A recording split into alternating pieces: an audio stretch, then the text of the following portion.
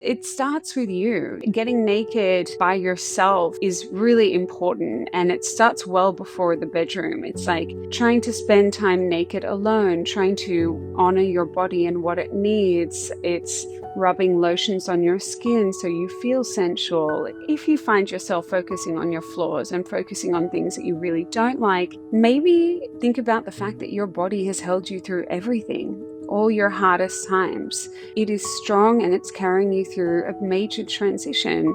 Perimenopause and menopause is a huge life transition, and you have to go gently with yourself. And then, talk to your partner. If you're feeling nervous around your partner and getting naked around them, a sentence like, I'm really trying to work on feeling more confident being naked, and I would love your help. I would love, your help in saying really positive things to me, because I know how much you love me and I know how much you care about me. You also make it seem like their idea at the same time. I love it when you tell me nice things about my body. It makes me feel like I can say nice things about my body too. Today I'm joined by Chantelle Otten, an award-winning psychosexologist, author, media voice, and the director of the Australian Institute of Sexology and Sexual Medicine. With a background in both psychological science and sexual health, Chantelle brings clinical expertise and heartfelt humanity to every conversation. She's on a mission to share practical, powerful insights that help women understand their bodies, deepen intimacy, and reclaim pleasure without shame. In today's episode, we're talking about sex during midlife, from low libido to vaginal dryness, loss of confidence, mismatched libido, and the very real impact of perimenopause on how we feel in our bodies and in our relationships. If you've ever thought, I want to want sex again, but I don't know where to start, this episode is for you. I think you're going to really enjoy this one. Let's get into it.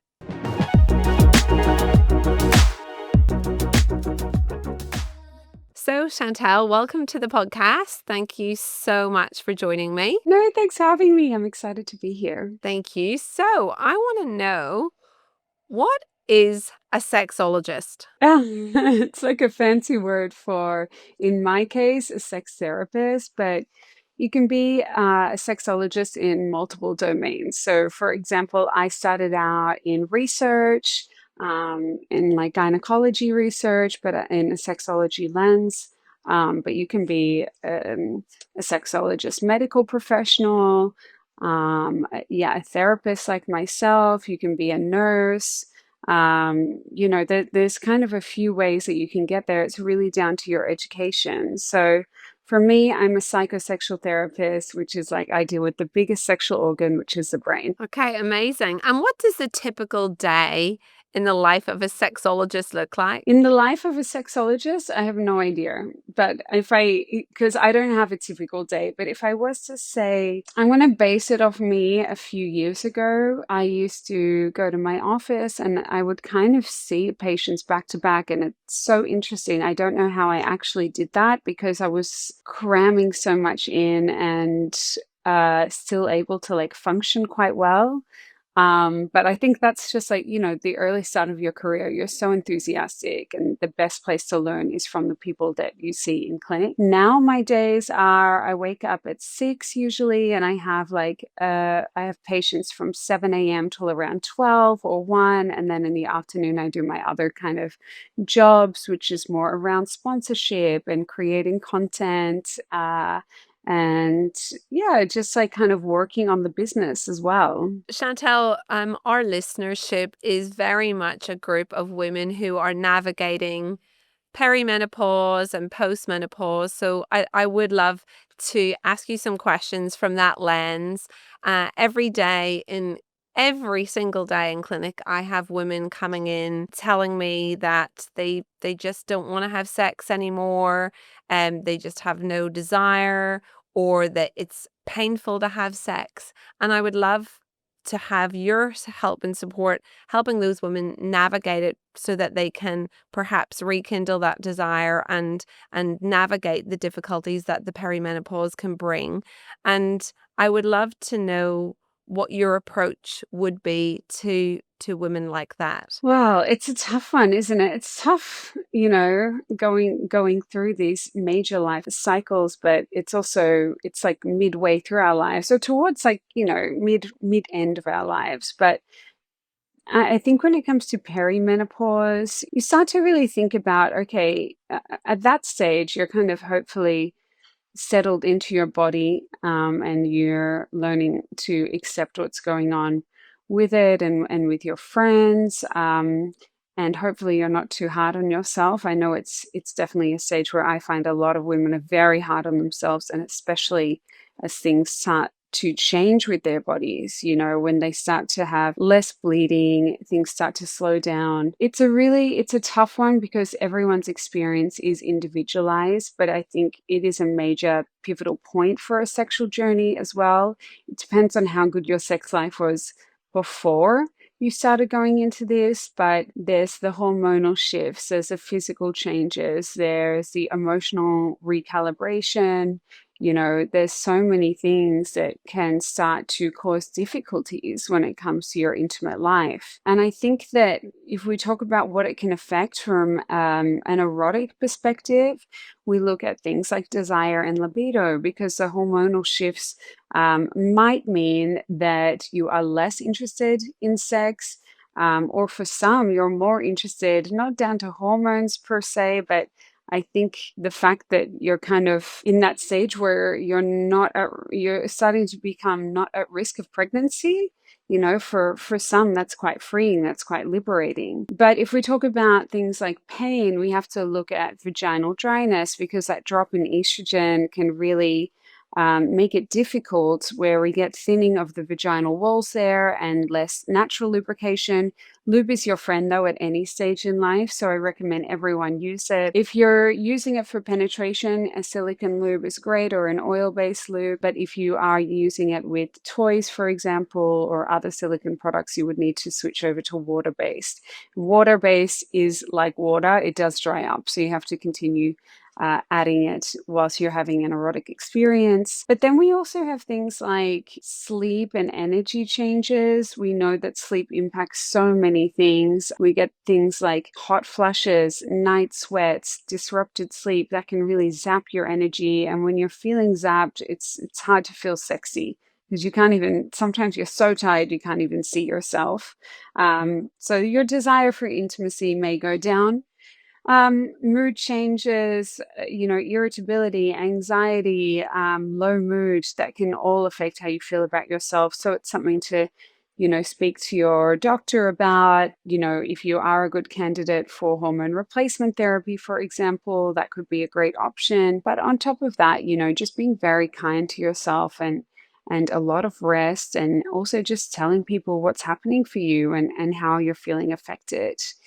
And then we have things like body image. So we have like weight changing, your skin changes, general kind of shifts in how your body feels and how it works as well. That can be really discombobulating for a lot of people, especially getting naked in front of someone when they're going through changes that they haven't even processed themselves. They might feel nervous.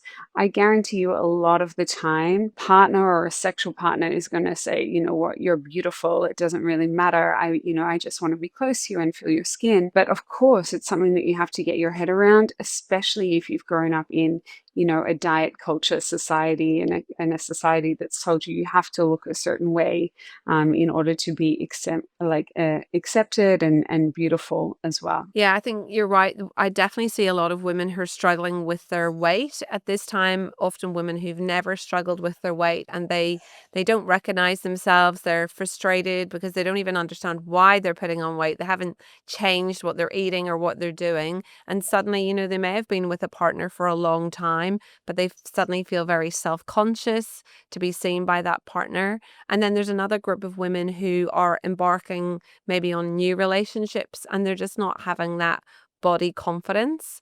Um, do you have any sort of tips or hints as to how to approach that, or how to take the pressure of Just, being naked, for example? I actually have a course on this. It's not specifically for menopause or perimenopause, but it's about sexual self-esteem. It's my sexual self-esteem guide.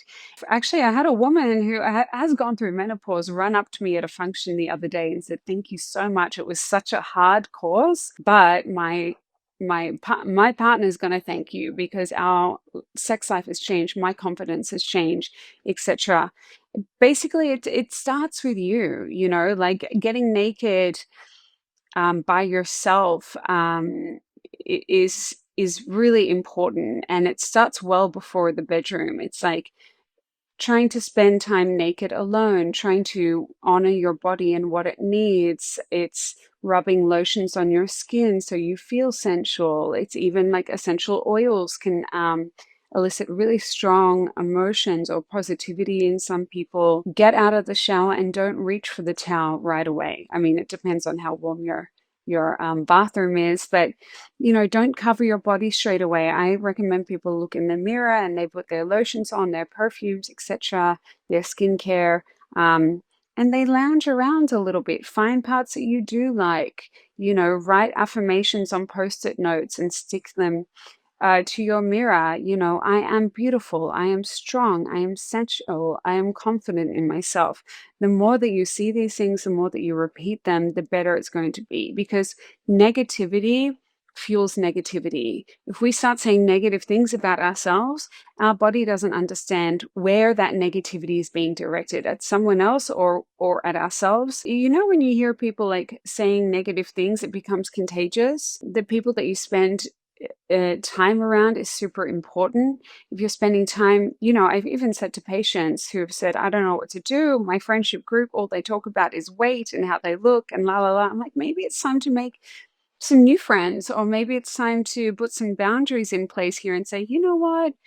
I think what we could do is start talking about what we love about our bodies and what they do for us and how they've carried us as well." I definitely think smaller rituals are important. So, magnesium baths, moisturizers, um, things like dancing to your favorite music, getting that playlist where you can like just, move your body a little bit more is super important. And then challenge the critic inside of you. If you find yourself focusing on your flaws and focusing on things that you really don't like, um, maybe think about the fact that your body has held you through everything, all your hardest times, and it is strong and it's carrying you through a major transition. Perimenopause and menopause is a huge life transition, and you have to go gently with yourself. There are a few tweaks that you can make. So change the lighting. No one likes to have that overhead lighting. It's scary. I think like dim lighting, candles, soft music, it's not about hiding, it's about feeling more sensual within yourself, and about easing into your vulnerability at the same time. And then, talk to your partner. If you're feeling nervous around your partner and getting naked around them, a sentence like, I'm really trying to work on feeling more confident being naked, and I would love your help. And I would love, your help in saying really positive things to me, because I know how much you love me and I know how much you care about me. You also make it seem like their idea at the same time. Um, I love it when you tell me nice things about my body. It makes me feel like I can say nice things about my body too. And then, I think like finding yourself like a really special, like robe or pajamas that make you feel confident, especially now that it's starting to get a little bit chillier. That's important too. My best friend has a really amazing sleepwear brand, and it's called Sleeping with Jacques. Her name is Jackie. She started it because when she became a mother, she found that she was constantly in her pajamas. She didn't feel good about herself. Sometimes you can feel a little bit like sluggish or slobby when you're in your pajamas. So she made this brand that was a lot of silk velvet, almost like a femme version of like Hugh Hefner's kind of velvet look. And it's so sexy. And I know that like for myself, I do a lot of sessions very early in the morning. I work mainly on telehealth. So I'm wearing these beautiful outfits that, I can walk out of my bedroom and go out for an event in them, that means something. That's important. The way that you dress, whether it be your lingerie, to your pajamas, to things that you wear going out, is super important. If you don't feel like you've got clothes that make you feel great, then talk to your most stylish friend and ask them to help you be styled. Yeah, absolutely. And I have a lot of women who come to see me and they say they just don't want to have sex. They previously have had potentially quite a good sex life. They feel they had a reasonably matched libido with their partner, but now they literally just don't want to have sex at all. And it's nearly like they're missing that sort of spontaneous desire. They'll describe that they will kind of go through the motions if their partner initiates it, often because they're quite concerned that if they don't, that their partner is going to get frustrated or upset with them.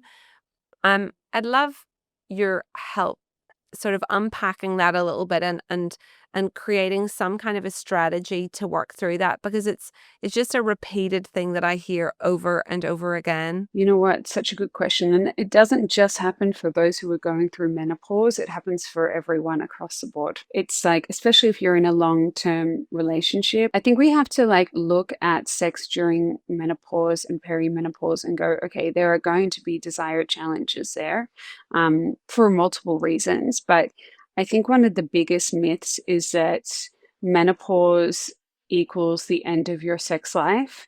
I would say having children equals the end of your sex life for a little bit, but it's the same thing, right? It's like a huge hormonal shift. It's a different way of feeling in your body. Of course, having children, you then have dependence. You have a lot more jobs to do during perimenopause and menopause. You have that luxury, hopefully, of a little bit more time to yourself and, some wisdom of how to treat yourself a little bit better. Um, but it's just a new chapter, desire might shift and it might become less spontaneous, or it might take more time, or you might need something to help you achieve pleasure a little bit better, like a toy, for example. These are not to replace someone, they're there to be an extension of your sexual self, and they might bring stronger sensations that just help you reach that pleasure state a little bit easier. But we need to talk about responsive desire here, because across the board, people expect for sex to be spontaneous. But that's not it. We've just watched too many movies where you're, picked up and thrown against the wall and you're having passionate sex all of a sudden after no, you know, like even like foreplay of the mind, like knowing, like no flirting, no seduction. It's just like we're on. But that's not real. That's movies, that's TV shows.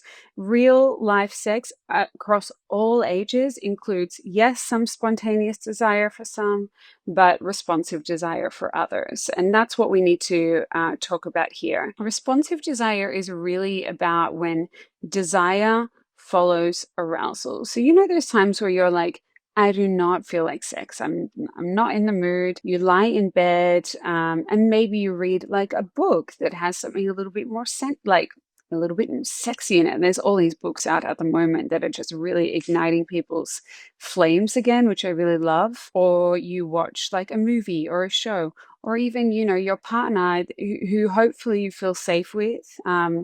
Maybe starts to stroke your leg, or asks if they can just cuddle you and like maybe kiss your neck, and it doesn't have to lead to anywhere. Like those conversations need to happen. Hey, I don't want to feel pressure into anything right now, but I do want you to touch me. I'm just not guaranteeing that it's going to end up anywhere.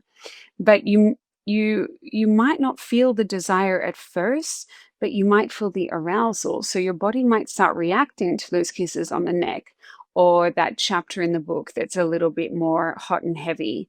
And like with that touch, with that closeness, with that eroticism, your desire might wake up then, and it starts to go, okay, you know what? Maybe I can react to this. Maybe I can lean into this experience. Let's grab the lube, let's grab the toys, and let's have a little bit of fun. You have to think of it like exercise. So, You might not feel like going to the gym, but once you start moving, once you get out there, you can get into it. And it's the same thing with sex. One thing that I hear repeatedly from all my new patients is that often their past experiences with appointments to address their symptoms of menopause have made them feel rushed, unheard, and frustrated.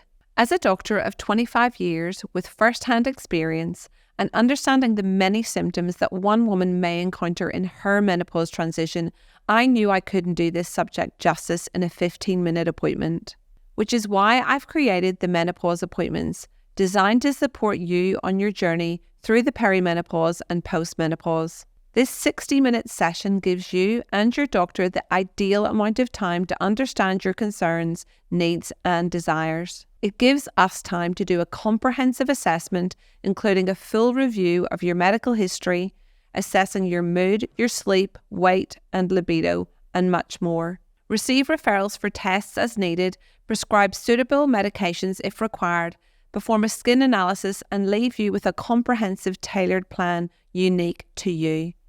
This is crafted to help smooth your transition through the perimenopause, postmenopause, and allow you to thrive, not just survive. If you or someone you know is experiencing perimenopause or continuing to have symptoms in the postmenopause, these appointments are for you.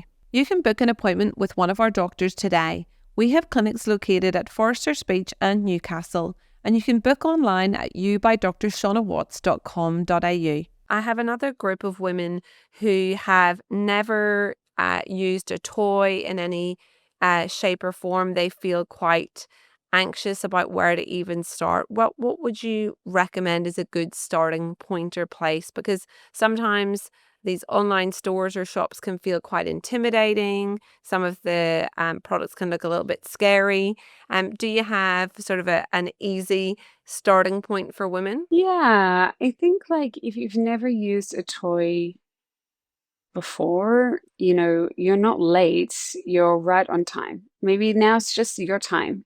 That's okay because there's no should when it comes to sex toys. You can be at any age. I think it's always about your pleasure, and pleasure is worth exploring. And it is for you. I think as well, there was a time, and even, my parents' generation, where they're like, "Oh, no, sex toys, why would I get that? That's I've got a husband," or the husband's like, "Why would you get a sex toy? You've got me," but the penis doesn't vibrate and it's nowhere near the clitoris. So unless, like, you've really got your pleasure mapping down pat, and it works even with these body changes and these hormone changes, why not get something that's going to bring something different? It's kind of also like, have you been having the same type of sex for the past couple of years? That's like eating the same meal at the same restaurant every time you go out for date night. You're not excited about it anymore because you know what's coming, you know what's on the menu.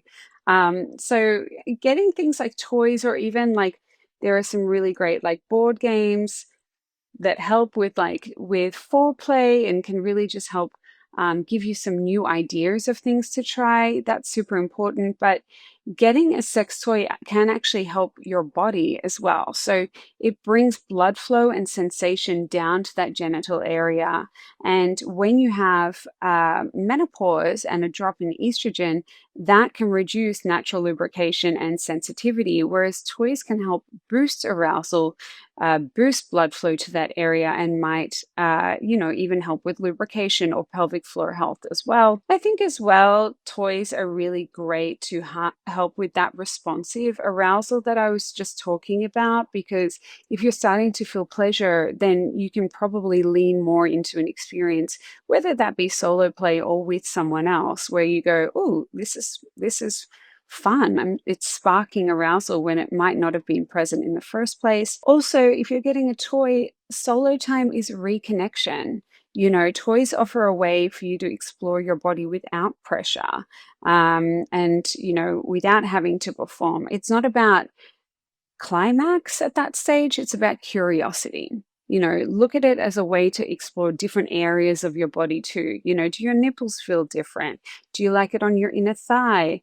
Is there somewhere else that you find pleasurable? Look at it as an exploration and reconnection time. But also, it can work with pain management because you know that an orgasm is a natural analgesic, and also gentle vibration in the genital area can help reduce tension in the pelvic floor, which can ease into penetration when there's discomfort or dryness present as well. I would start with an external vibrator though first, if you like. If you like, a clitoral vibrator is a great entry point. Okay, okay. And in terms of games and the books that you've mentioned that you think are quite interesting, can you give us a few that we might be able to? Yeah, so I'm going to start with like a good toy for someone who hasn't bought it yet. LBDO, you say like libido, LBDO is a great brand that I've been working with, and I really like their external vibrator because you can use it on different parts of the body. It doesn't go inside you, so it's like just a great one for kind of exploring different sensations.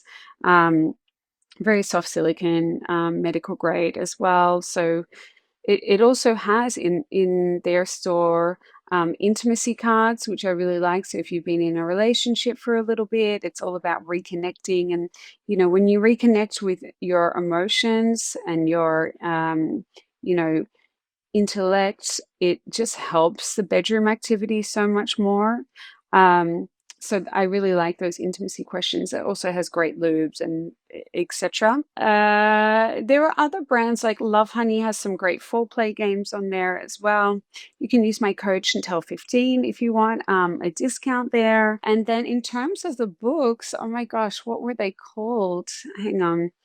There's a really popular series going around. I think it's called A Court of Thorns and Roses. It's a little bit more like it's like a fantasy book. It's by Sarah J. Maas, Maas. And that's a whole series. And that has like sparked a revolution around people who are kind of in their 20s and their 30s and their 40s. And you see all the girlies, they're reading these books. And I know for some, it's like, oh, that's what I needed. Because again, if you think about it, your brain is your biggest sexual organ. Another thing that I recommend people do is like get a handy little notebook and use it as like a sex diary. So write down all your best sexual experiences or even make up some fantasies that you like.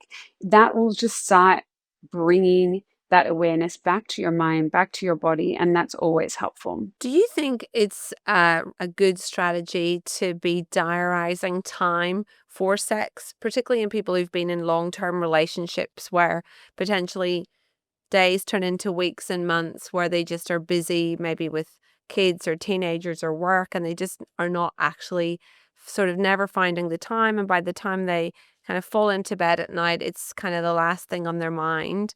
And yet we kind of put lots of other things in our diaries. Do you think that that is a strategy that's helpful to say on Saturday night or whatever, we're going to have some kind of intimate time, or do you think that that puts too much pressure? No, I think it's one of the smartest things that you can do because when you're going through things like perimenopause or menopause, you kind of need a little bit of warning. Spontaneous sex doesn't work that well during this time. And you can look at it as let's make this an experience. We're looking at quality over quantity here.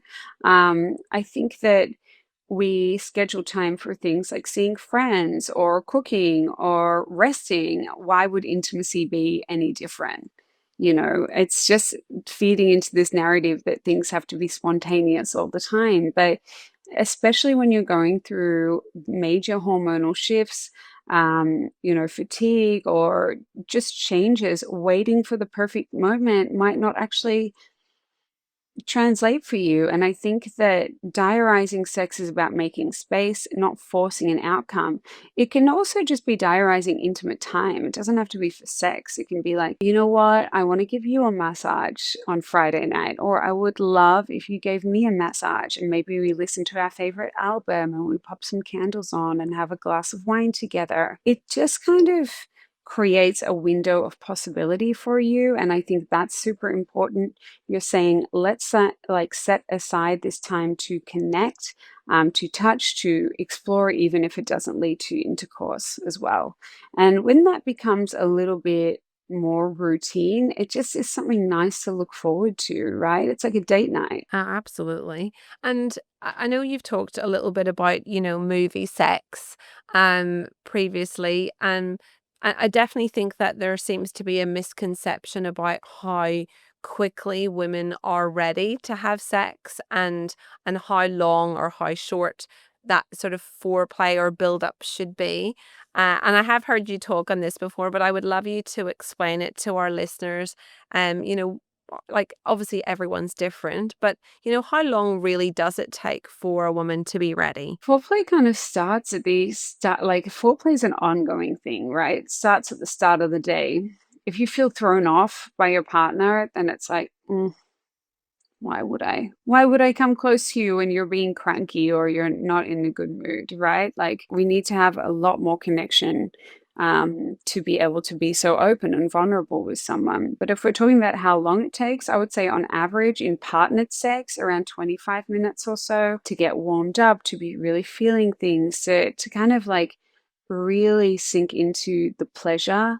And that doesn't just have to mean penetration, that can be kissing, for a while. There needs to be this, I hate the word foreplay because it's like it kind of indicates that it's something before the major act, which is penetration, but penetration isn't the only sexual thing that you can do.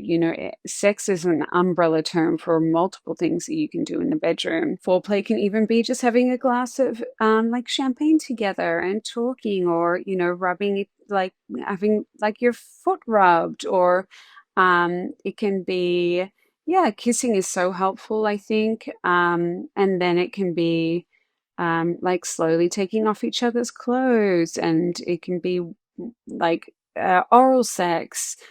There's so much you can do. I think really for women, it's about understanding that pleasure is for you. You're allowed to have it. Like sex is not a man's experience. It's not just a partnered experience. It's about what you want as well. And you're allowed to ask for what you want. You're allowed to say, it makes me feel really good when you do this. And see if they like follow your lead. I would recommend not criticizing in the bedroom, because that's never going to work in anyone's favor. Like, you never do this or you never do that. That's like, no one's going to be turned on by that. I wouldn't have sex with someone if they were like, "You never give me a blowjob," or whatever, and be like, "Okay, well, you're never getting one again." So, um, I think it's all about being positive, doing what you should be doing, which is worshiping yourself and the other person in that experience. It's not just something that you do; it's a place that you go with each other. Yeah, a significant number of women that I've come across in my career, not just in perimenopause and menopause, but just in life generally, I suppose, often admit that they've actually never had an orgasm or an orgasm with a partner, which obviously seems like a shame, and a lot of women feel like a lot of shame and embarrassment to admit that they feel like there's something wrong with them. Um, I'm sure you've come across similar. How do you approach that situation? Yeah, well, I mean, I see a lot of that in my clinic. I have a lot of patients. It's quite a powerful and like unacknowledged truth. Many people, especially vulva owners, have never had an orgasm. It's not because necessarily there's something wrong, but it's about the mix of kind of cultural, relationship, physiological, and intellectual and emotional kind of like interplaying factors there. I think the reason is we haven't had pleasure-based education, so we never learn about sex. Who learns about sex? We learn it. I mean, it's the reason why I wrote my book, The Sex Ed You Never Had. It's because a lot of us never had sex ed, so it's for adults. Most of us were taught about sex as something functional, like risk focused, STIs, pregnancies, not something pleasure focused. We weren't taught how pleasure works or who it's for, and orgasm wasn't often part of the conversation, nor was like the anatomy of like the clitoris, for example, and how important it is. It's designed purely for pleasure. It has no other function, the clitoris. it's just there for pleasure, yet many don't know how to explore it. Or, there might be a blockage, an emotional blockage, something that's happened over the years that means that it's not safe for them to go into that pleasure-based zone. If we talk about the orgasm gap, cis men are more likely to orgasm during partnered sex than women or vulva owners. And that's because sex is often centered around penetration, not clitoral stimulation, even though the clitoris is the powerhouse of pleasure. But when it's overlooked, so is orgasm. I also think that for a lot of people, they're focused on performance over pleasure. How do they look? How do they sound? Are they doing it right? Worrying about their body, worrying about their partner. It's very hard if you're so hypervigilant to then let go, because you have to be able to let go in order to experience pleasure or to experience orgasm as well. I think as well, shame and silence is just one of the biggest blockers of pleasure. If you grew up in a culture or a family environment where um, or even a friendship group where you don't talk about sex or pleasure was discouraged. A lot of people feel guilt about their body and its functions, and they won't explore it. They won't, have enough self-touch. They won't ever look at their vulvas with a mirror. But there are also things, of course, that can impact on it, like conditions like vaginismus, pelvic pain.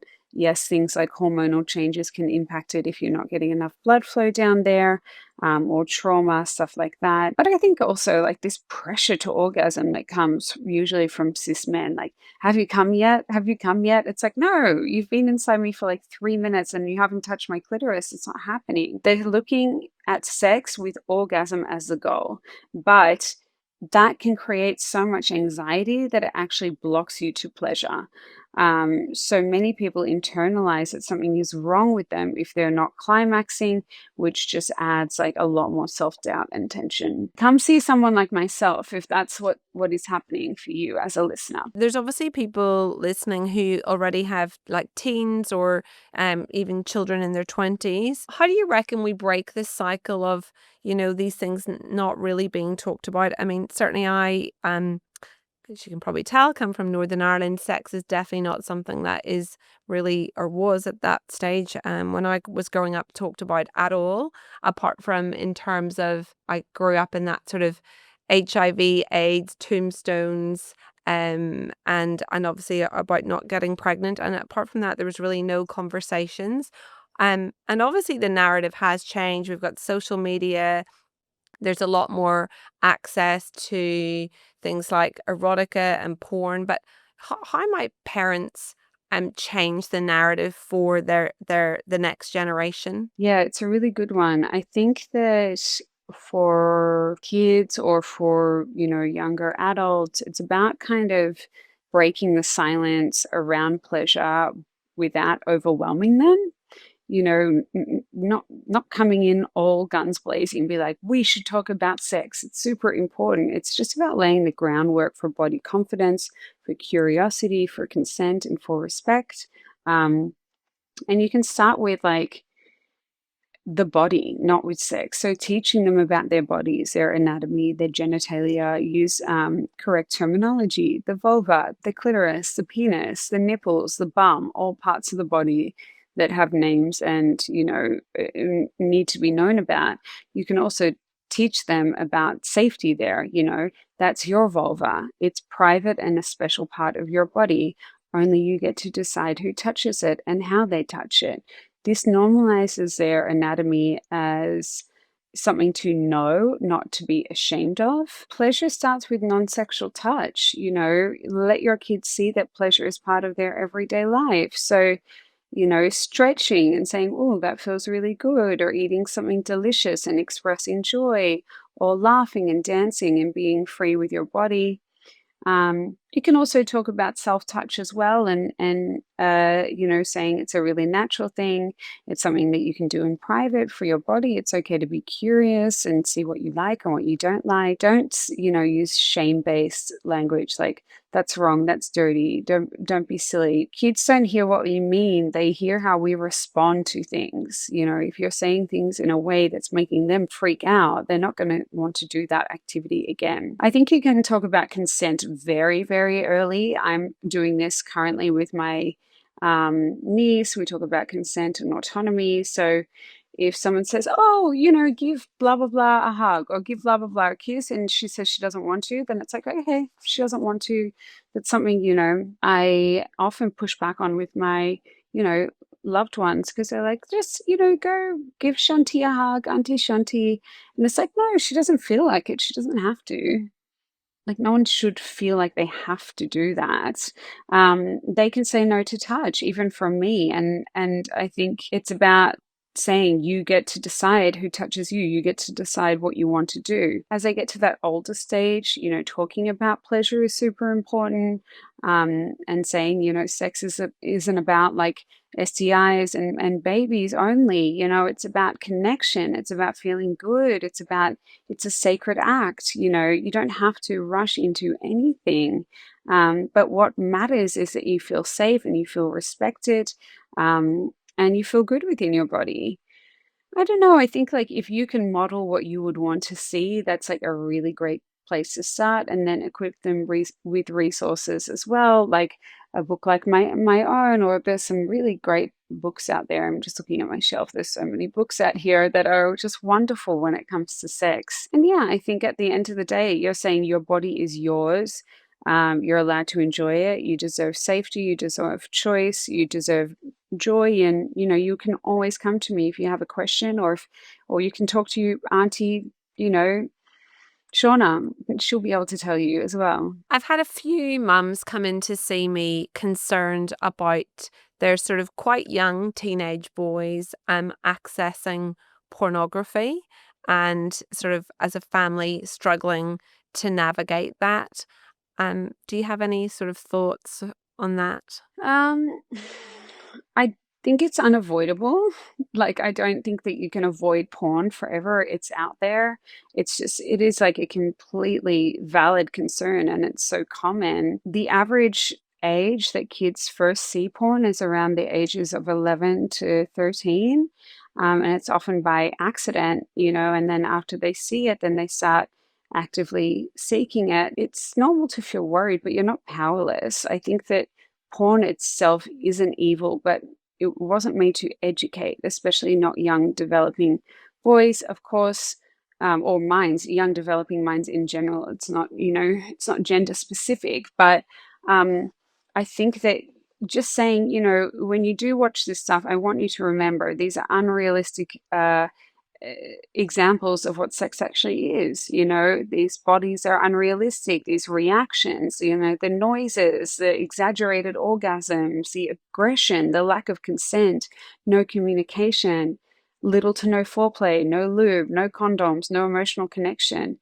When you have those conversations earlier, then they can be able to watch these videos and go, oh yeah, I see now. There's also a lot of porn now that's made with these things that are included. I think that it can increase pressure to perform for a lot of people. You have to have a certain size, a certain drive as well. There's confusion around consent that comes from pornography. There's shame, especially if they're like, oh, I can't get it hard just as quickly as this guy's gotten it hard. They don't realize that it's a full production. But what you can do is open the door. Don't slam it shut. Don't say, don't ever do that again. If your child is watching porn, it's about talking about it without being panicked. I know you might have come across porn. It's really normal to be curious. If you ever want to talk about it, or, know how it's made, or the fact that it's not real sex, it's more like an action movie rather than a documentary. Real sex looks and feels different. I'm here. We can talk about it a little bit more. And then also talk about the fact that sex is about connection, and it is about pleasure, and it's something that should be mutual and respectful, and, teach him to notice what feels good for both people, not just himself. Pleasure should never come at the expense of someone else's discomfort either. And I think also just saying, talking about intimacy is really, really normal. But I think don't push on it. It's just more like creating a sense of like curiosity and also education over shame. Yeah, okay, amazing. That's so helpful. Chantelle, I have another big group of women who struggle with vaginal dryness and pain. And obviously, this can be not just perimenopausal women. Sometimes we see it in breastfeeding women, and sometimes we see it in women that there's no sort of obvious explanation. And from a doctor's point of view, I'm pretty good at treating the sort of physical side of things, but I would love your help with helping my patients navigate, I suppose, the brain and the thinking side of it. Because of course, if sex has been painful once or a few times, then the reality is that people get pretty anxious and pretty stressed out, even at the thought of it. How do you approach that with your patients who are presenting with sort of pain with sex? There's so many different ways to approach it. It really depends on what type of pain. You know, if it's vaginismus, which sounds like Christmas of the vagina, but it's not. It's the opposite. It's when you have painful, burning, stinging, razor blade like sensations sometimes, or like hitting a brick wall. You know, the penis can't actually get in, or the dildo, or fingers, or a tampon. You know, that in itself is quite an interesting process. That's something that I specialize in. It's individualized, really, the way that you approach it, because you have to go and look at that person's cultural background as well, and how they feel about themselves and the anxiety that they have. If it's something a little bit more simple and doesn't have like a sexual pain condition attached, it's more pain from lack of lubrication, then we can look at like vaginal moisturizers, even just putting coconut oil down there on a daily basis. Low dose vaginal estrogen, which is when I would work with a doctor to kind of look at that. Lube is a must have during play, but you can also just put it on during the day. I think that silicone based and oil based is really good. Oil based as well has that like moisturizing element to it too. There are some gynecologists that have great brands where you can buy a lubricant that is specifically tailored to you and what your needs are. I think it's called Lover's Brand. But go slow. Make sure you're building a lot of arousal, making sure that you're really, really turned on and there's a lot of blood flow as well. And, you know, natural lubrication has a little bit more of a chance too. Definitely seeing like a pelvic floor physio if there's more to it. That would be, you know, after an assessment with a doctor or someone like myself to go, okay, there's a need here to see a pelvic floor physio. And when you see them, ask for education behind what they're doing. A lot of people go see pelvic floor physios and they don't actually know why they're there or what pelvic floor physios do or how they help. Um, don't just settle for like it's just is what it is. Like vaginal dryness is common, but it is also treatable and it's never something to feel embarrassed about. It's just a natural part of being a human. And I think we need to replace shame with solutions here. So it's a multifaceted approach. We can also just look at outer course. We don't have to be having penetration. You know, there are so many fun things that you can do that don't involve you being penetrated. And I think you have to sit down and go, what can I do rather than what can't I do? Yeah, amazing. And I know we've been talking a lot about vaginas and vulva owners, but I definitely have some patients in this age group whose partner is navigating ED, erectile dysfunction, some related to prostate surgery and some for other medical reasons. And again, I appreciate that this is a very nuanced and bespoke way that you would approach it, but can you give us some sort of general hints and tips to how partners might navigate that? Because it definitely seems to cause a lot of distress and upset. And obviously, often the male partner can become very defensive and embarrassed by the situation. And we can end up in a bit of a vicious circle. Yeah, well, I mean, the more that it becomes a problem, especially I think the problem comes when people don't go get help for it. It feels like, hang on, why aren't you pulling up your end of the bargain here? Like, I need you to go do something. There's a lot of ways to deal with erectile dysfunction. If it's a psychological reason, then seeing someone like myself, a few sessions can sort it out quite easily. You can always get some medication to help, even if it's just as like a little bit of a confidence booster to help while you're doing psychosexual therapy. So things like Cialis or Viagra, for example. If it's after prostate cancer, then you need to be seeing a pelvic floor physio. And I also suggest a sexologist as well, so that we can look at what can we do rather than what can't we do. Because really, I think for a lot of people, intimacy and sexuality is about being seen and heard and their body feeling good and just being, skin on skin contact. I don't think a lot of the time erections really matter, because it is also like what you can do with your hands, your mouth, a toy, how you can make someone feel. But I understand the distress. I just think that a lot of people take it personally and think that they're the reason behind the lack of erection, but it's never them. It's the person who has the penis who is either having an emotional reaction, or maybe their medication is making them struggle with erections, or maybe it's just not the right time of day, or they're stressed, or they've had something else going on that's impacted it. I think like just being very, very kind and gentle to the person who's struggling. You treat them as how you would like to be treated if you weren't able to have sex. You would never want someone pushing you or making you feel bad about that. You would want someone to go, okay, I understand. Why don't we look into this together? It's you and me against the problem, which is exactly what I say to people who come see me as patients. It's you and me against whatever challenge you have. Let's try and get to good enough, if not great. Navigating intimacy after infidelity is definitely another subject or topic that comes up in the GP room with me. Patients will chat to me about how much they're struggling, and they maybe have thought they've been able to forgive and move on, but actually they're really struggling to be intimate with their partner, because they keep having in their mind flashbacks of the partner with the other person, etc., etc. How would you? Therapy and education. Esther Perel has a really great podcast on, long-term desire. She's amazing. She's got a book called Mating in Captivity, which is great.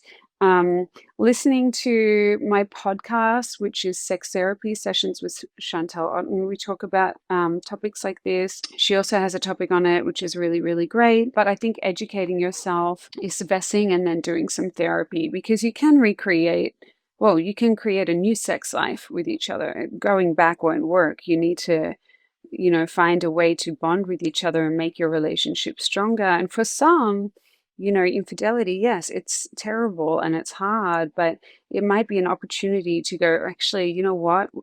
That element of our relationship wasn't working, and this is what I really would like, and this is how I would like it to work. So can we work on that? Can we work with a professional and see what we can do as well? Because I choose you, I want to be with you, and I love that you're choosing me too. So let's put out work, put in some work. Yeah, absolutely. My last question is, my second last question is, what about, again, big group of women? We know a lot of relationships end in midlife, and there's a lot of divorce and relationship breakdown at this time of life, and people begin to embark upon new relationships, but they've maybe haven't been on a date for 20 years or more, and they find themselves in a really new world in terms of how people meet and how they connect, and even potentially what the expectations are around those meetups.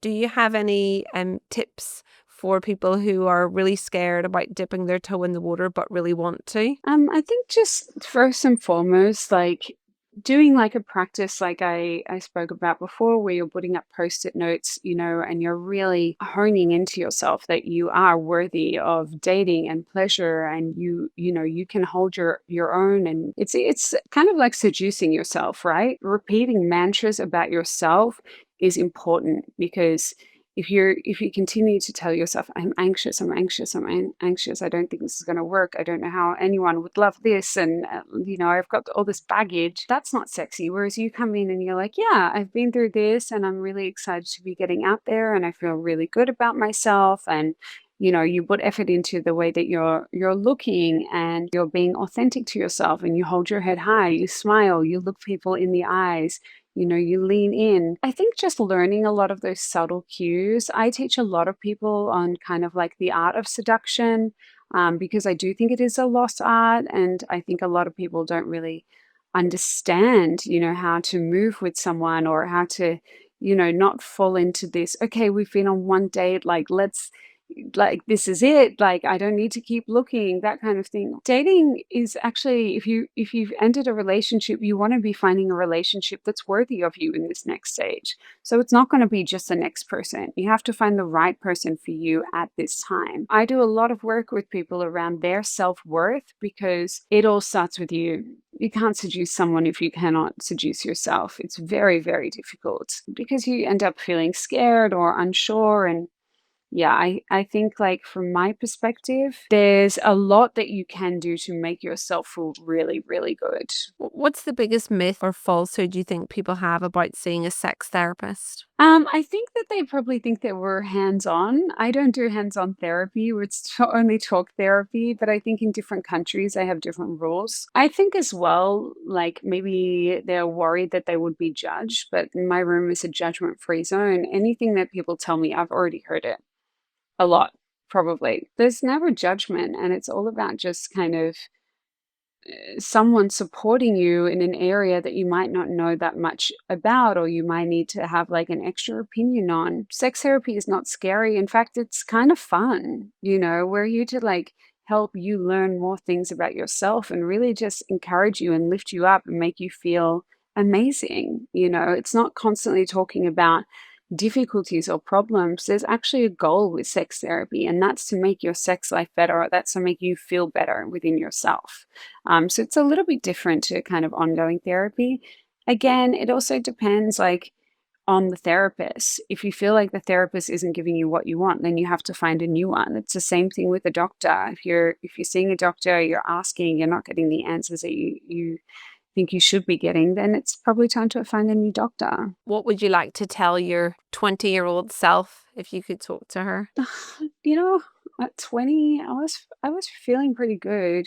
Probably try and stay more connected to your parents. I'm close with my parents, but my mom passed away, and I think that I would have loved to have some more time with her. I think as well, don't give work on boundaries. Like you don't have to give yourself and your energy to everyone. In fact, you should be protecting that for yourself. And probably just like have fun, go out there, have fun, have wild experiences, get to know the world, but also don't stress so much about things like work and other people's opinions, and get enough sleep. That's probably it. Thank you so much. You have been amazing. I know the listeners are going to absolutely love this. There's some very, very helpful content. Thank you for giving me an hour of your time. I really appreciate it. My absolute pleasure. Thanks for having me. This podcast and any information, advice, opinions, or statements within it do not constitute medical, healthcare, or other professional advice. Information is provided for educational and entertainment purposes only. If you have any health concerns, always consult your doctor.